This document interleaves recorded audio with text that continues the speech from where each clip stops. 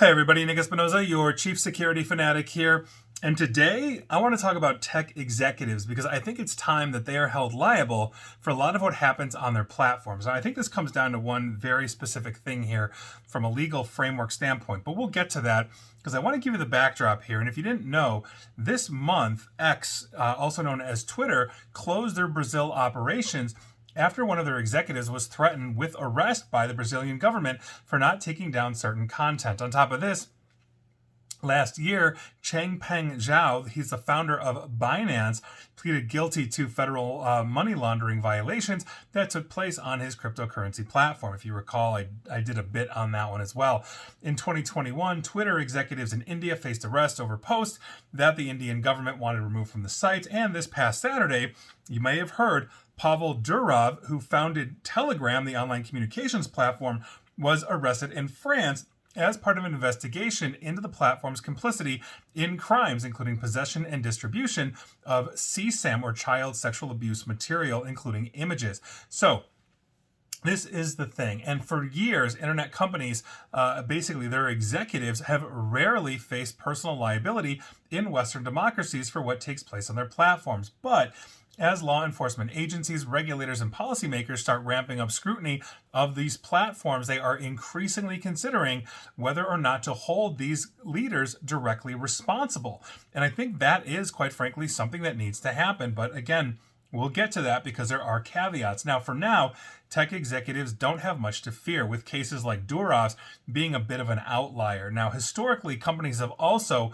been held responsible for their transgressions instead of the individual. So in other words, you look at Facebook, Zuckerberg has a hard time being held accountable because Facebook is that corporate shield, and we're going to talk about that. Now, legally, the bar is high in the United States and Europe to prosecute individuals for activities in their companies, especially when you look at laws like the U.S. law of Section 230 of the Communications Decency Act, which protects internet platforms for being responsible for harmless speech. Essentially, 230, I've written on this, I've talked about this, essentially does not equate a Facebook or another platform as a publisher in that sense, because they really aren't having editorial control. Now, we'll talk about that soon too. But the threshold for holding executives liable for what takes place on their sites is now starting to lower in specific areas like child safety. Last year, Britain passed an online safety law that can hold tech leaders personally responsible if their company is made aware of content that risks child safety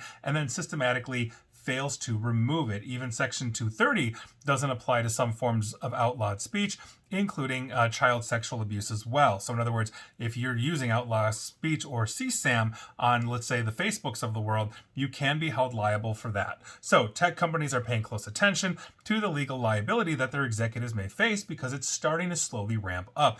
This year, unfortunately, Meta successfully fought to have Mark Zuckerberg, obviously its founder and CEO, removed as a named defendant in a lawsuit brought by New Mexico's Attorney General against the company for child protection failures. In China, Russia, and other authoritarian countries, U.S. tech companies oftentimes have to pull their executives and employees out of there to prevent them from being arrested, which is an ongoing concern in those countries where they're trying to do business but are authoritarian. In other words, the authoritarian government says jump and they jump.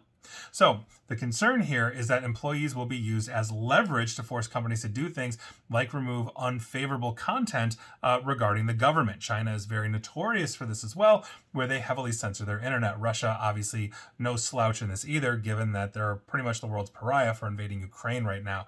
Now, previously, there are only a few notable cases that surfaced in which tech executives were seen as potentially liable for activities that took place in their services. So we have to go all the way back to 1998 to talk about Felix Sohm, a former executive of CompuServe, and essentially he got a suspended 2-year sentence in Germany for complicity in the proliferation of pornography on the internet, apparently illegal in Germany at that time. I think Germans have pretty much loosened up on that one.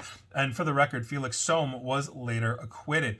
In 2002, Timothy Kugel, former CEO of Yahoo, faced charges in France for the sale of Nazi memorabilia on Yahoo's website. He was also later acquitted. In 2012, Kim.com, founder of Mega Upload, was arrested by U.S. authorities for copyright infringement related to his website. I actually, if you know me personally, I have a fun story about actually having a conversation with Kim.com well before then, but that's a whole other life. Now, Ross Ulbricht, he was the creator of the Silk Road online black market.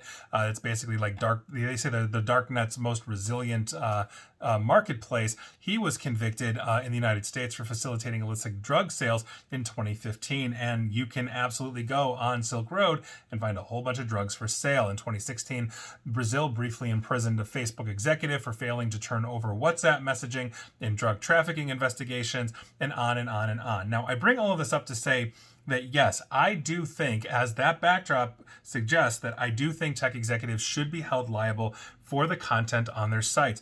But here's the thing. It really comes down to intent. So let's look at Facebook. Facebook has billions, and I do mean billions with a B, active users in the world. And so there is no army of humans or regulators that Facebook could hire internally to police absolutely all of this. In other words, there is going to be abuse material, whatever it is, that is going to basically be pervasive through Facebook. And as much as they have AI trying to look for this stuff, and there's false positives and false negatives with AI, they're not going to be able to police the whole thing. So it really does come down to intent. What are they actually doing? How are they trying to actually combat this? And if they are showing good faith effort to actually trying to remove this, trying to put in these policies, these practices, they've been inviting regulators, let's say around the world, in to see what they've been doing, then yes, I can understand that while stuff gets through, they are doing their best.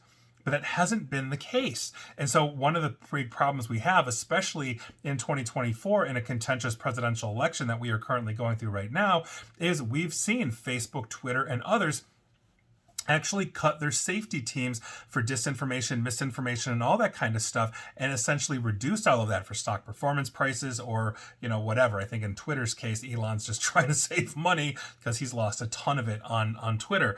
But this is the problem, is that you can't sit here and say we're doing everything we can. This we know and recognize this is a huge problem. Like all these jerks went in front of Congress and said that on you name the platform, and they're not actually doing it because the evidence shows they're doing the complete opposite, not to mention whistleblowers and all of that. So they should absolutely be held responsible for saying one thing, and they shouldn't have a corporate shield for that, especially with a Zuckerberg who actually owns and founds the company. When his vision is to go wherever they go, that's what they do. And if he is intentionally basically okay with cutting safety teams that would be looking at this all the way to the bone, then yeah, he's got skin in the game. He has liability, just like all of them do. They shouldn't have a pass.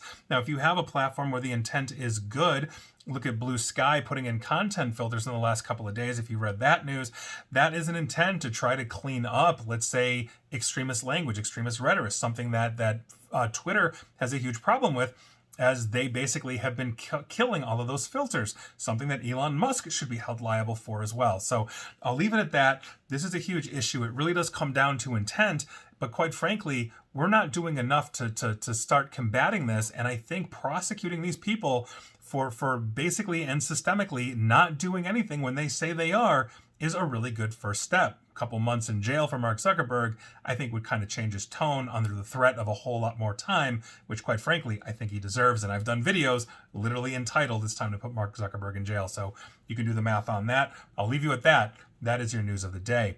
And please like, share, follow me here on Facebook and Twitter at NickAESP, where executives should be in jail, probably with YouTube as well. And please subscribe. And as always, stay safe, stay online, and please attempt to stay private. Thanks, everybody.